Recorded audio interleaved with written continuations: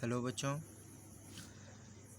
आप जो अभी तक टेंस पढ़ रहे थे उसी में प्रेजेंट इंडेफिनिट पढ़ चुके हैं, प्रेजेंट कंटीन्यूअस पढ़ चुके हैं।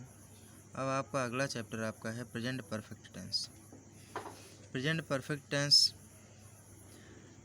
का मतलब है ऐसे वाक्य जिनमें हिंदी वाक्यों के अंत में चुका है, चुकी है, चुके हैं, लिया है, या है, ई है, ये हैं आदि शब्द आते हैं, उनको प्रेजेंट परफेक्ट टेंस कहते हैं। इनके कुछ रूल्स यहाँ पर लिखे गए हैं, उनको आप पहले ध्यान देंगे। If work or incident has been started in the past but either it ended just now or it ended some time ago but it effects present. कहने का मतलब बच्चों, ऐसे कार्य या घटनाएं जो कि पास्ट में शुरू तो हुई हैं लेकिन उनकी समाप्ति अभी हुई है, जस्ट नाउ, या फिर उनका कुछ इफ़ेक्ट हमारे प्रेजेंट पे पड़ रहा है, तो हम उनको बनाते हैं प्रेजेंट परफेक्ट टेंस में। जैसे the beggars have eaten the food, भिखारियों ने भोजन कर लिया है या खाना खा लिया है। इसी तरह एक और एग्जाम्पल है आपका, I have finished my homework, मैं अपना कार्य समाप्त कर चुका हूँ। तो उसका इफ़ेक्ट प्रेजेंट पे पड़ना चाहिए, तभी वो परफेक्ट होगा, अदरवाइज वो पास्ट इंडेफिनिट चला जाएगा। इसी तरह आपका दूसरा rule, if the work started in the past and still continue some part of work is completed. यदि कोई कार्य पास्ट में शुरू हो और जारी हो, अभी भी चल रहा हो, और उसी कार्य का कुछ भाग पूरा हो चुका हो, कुछ पूरा होना हो, तो उस घटना को भी या उस कार्य को भी हम प्रेजेंट परफेक्ट टेंस में ट्रांसलेट करेंगे। जैसे I have lived in this house for 10 years, मैं इस मकान में 10 वर्ष रह चुका हूँ। ये नहीं है कि अब नहीं रह रहा है, अभी भी रह रहा है, लेकिन वो बता रहा है कि वह इस मकान में 10 वर्ष रह चुका है। 10 वर्ष पूरे हो गए हैं लेकिन अभी उसने खाली नहीं किया है, तो इसको भी हम प्रेजेंट परफेक्ट टेंस में ही चेंज करेंगे। इसी तरह नेक्स्ट रूल आपका, usually if the Hindi sentence ends with चुका है, लगा है, गया है, then it will be changed in past indefinite, not in present perfect tense.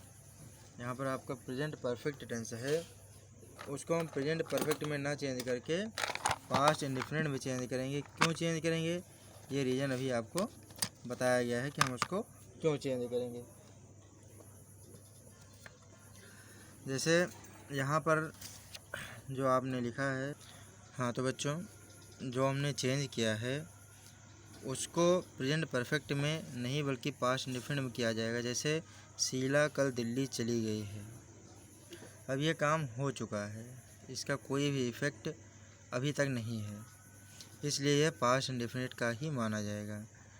Sheila has gone to London yesterday, अगर आप प्रेजेंट परफेक्ट में बनाएंगे तो आपका सेंटेंस रॉन्ग होगा। बनाना होगा आपको Sheela went to London yesterday. Reason आपको नीचे दिया जा रहा है, उसको आप ध्यान से देखेंगे। Verb of perfect tense can not be qualified by past tense showing adverbs. Perfect tense की वर्ब को पास्ट टेंस शो करने वाले एडवर्ब्स से हम एक्सप्रेस नहीं कर सकते हैं, क्वालिफाई नहीं कर सकते हैं, रूल है। जैसे yesterday, last night, last evening, इन सब चीज़ों को यूज करते हुए हम सेंटेंस को परफेक्ट टेंस में नहीं बना सकते हैं, इसका आप ध्यान रखेंगे। फिर से देख लीजिए, usually if the Hindi sentences ends with चुका है, लगा है, गया है, then it will be changed in past indefinite, not in present perfect tense. यदि सेंटेंस हिंदी का है, चुका है, चुकी है, लगा है, गया है, ये सब शब्द आ रहे हैं अंत में, तो उसको हम पास्ट इंडेफिनिट में बनाएंगे, परफेक्ट में नहीं बनाएंगे। जैसे शीला कल दिल्ली चली गई है, तो Sheela has gone to Delhi London, has gone to London या दिल्ली यस्टरडे। अभी तक आपने जो देखा वही को उसी चीज़ों को हमने यहाँ पर रूल्स के अकॉर्डिंग लिख दिया है। यहाँ पर आप देखेंगे जैसा कि आपको पढ़ाया जाता है यूजुअली क्लासेस में, हेल्पिंग वर्ब दो होती हैं यहाँ पर, एक हैज़ और एक हैव। हैज़ हेल्पिंग वर्ब का यूज हम करते हैं सिंगुलर्स के साथ, ही, सी और इट के साथ। सिंगुलर का मतलब एक वचन संज्ञा के साथ प्रयोग करते हैं। हैव का प्रयोग हम करेंगे तो आई के साथ, वी के साथ, यू, दे और बहुवचन संज्ञाओं के साथ इसका हम प्रयोग करेंगे। एक वचन और बहुवचन क्लियर ही होगा आप लोगों को। जैसे लड़का पढ़ चुका है तो द बॉय हैज़ रेड, और लड़के पढ़ चुके हैं तो द बॉयज़ हैव रेड। इन चीज़ों को आप ध्यान देंगे। वर्ब हमारी थर्ड फॉर्म होती है। स्ट्रक्चर जो हमारा बनता है, जैसे आपका पॉजिटिव सेंटेंस है तो subject plus has have plus verb की third form plus object plus complement. और अगर आपका नेगेटिव बना रहे हैं तो subject has have plus not plus verb की third form plus object plus complement. इसी तरह अगर आपका इंट्रोगेटिव फर्स्ट है, क्या से शुरू होने वाले वाक्य हैं, तो आपकी हेल्पिंग वर्ब जो कि हैज़ और हैव है वो पहले आ जाएगी, फिर आपका सब्जेक्ट, फिर नॉट, वर्ब की थर्ड फॉर्म, ऑब्जेक्ट और कॉम्प्लीमेंट और क्वेश्चन मार्क लगाना नहीं भूलेंगे आप। इसी तरह अगर आपका इंग्लिश जो आपका हिंदी सेंटेंस है प्रश्नवाचक शब्द वाला है या प्रश्नवाचक शब्द बीच में है, जैसे वह क्या खा चुका है, वह कहाँ जा चुका है, तो इस तरह के सेंटेंस अगर हमें बनाने हैं तो उसमें हम पहले उस प्रश्नवाचक शब्द की इंग्लिश लिखेंगे, क्वेश्चन वर्ड लिखेंगे पहले, फिर हैज़ या हैव लिखेंगे, फिर सब्जेक्ट लिखेंगे, फिर नॉट लिखेंगे, वर्ब की थर्ड फॉर्म, ऑब्जेक्ट, कॉम्प्लीमेंट और क्वेश्चन मार्क। इन सेंटेंस को बनाने के लिए जैसे जो आपके एग्जाम्पल दो दिए गए हैं उनको आप देखेंगे। जैसे लिखा है उसने मेरी पुस्तक वापस कर दी है, तो प्रेजेंट परफेक्ट टेंस में अगर हम इसको चेंज कर रहे हैं तो उसने मेरी पुस्तक वापस कर दी है। स्ट्रक्चर आप देख सकते हैं, दोनों चीज़ें आपकी स्क्रीन पर हैं।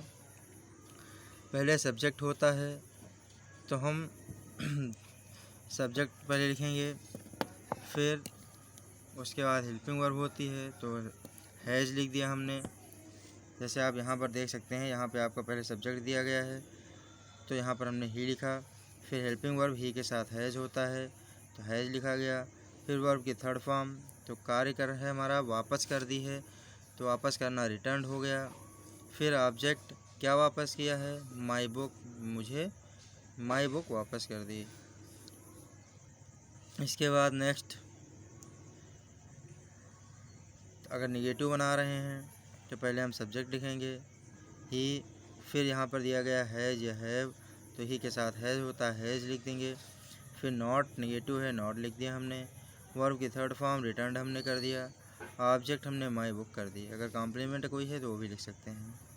इसी तरह इंट्रोगेटिव अगर हम बनाएंगे तो सबसे पहले हैज़ या हैव ले आएंगे जिसकी हिंदी होगी क्या उसने मेरी पुस्तक वापस कर दी है, तो हेल्पिंग वर्ब में हैज़ क्या की इंग्लिश हो जाएगी ही नॉट रिटर्न्ड माई बुक, वापस नहीं की है। इसी तरह अगर क्वेश्चन वर्ड वाला है कि उसने मेरी पुस्तक वापस क्यों कर दी है या क्यों नहीं की है,